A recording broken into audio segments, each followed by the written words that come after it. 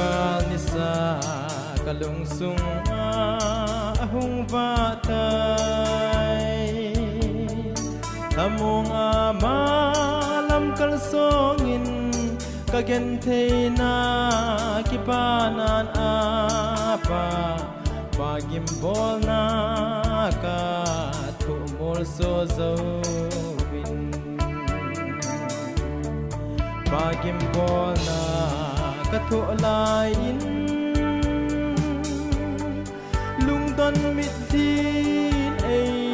tupsing nitin in kahedin ziboy kapangay lut na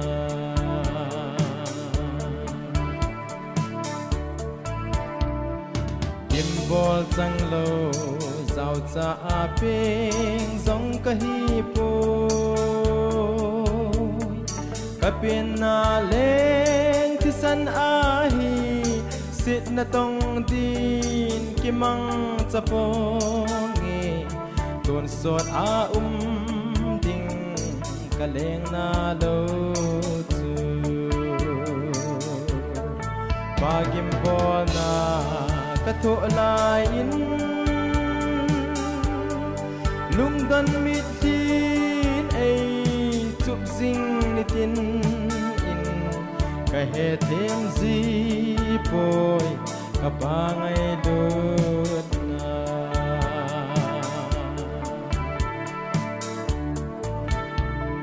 kay matinga kahinlay tsun kakipapoy kaleng Krista kau na banga isak mai cham kakilhan chun bangbo na tui khu kipanan alo pagimbol na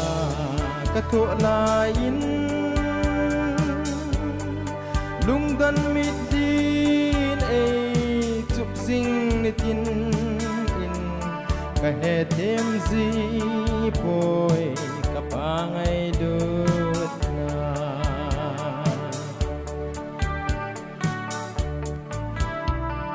mensol papi ahin mun ne kam kanay po kaleng Krista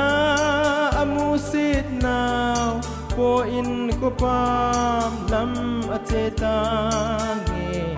salem tha achun mun gachang na pagim ko na katulain lungdan mitin ay tupsing nitin in kahetem zipoy kapangay lut na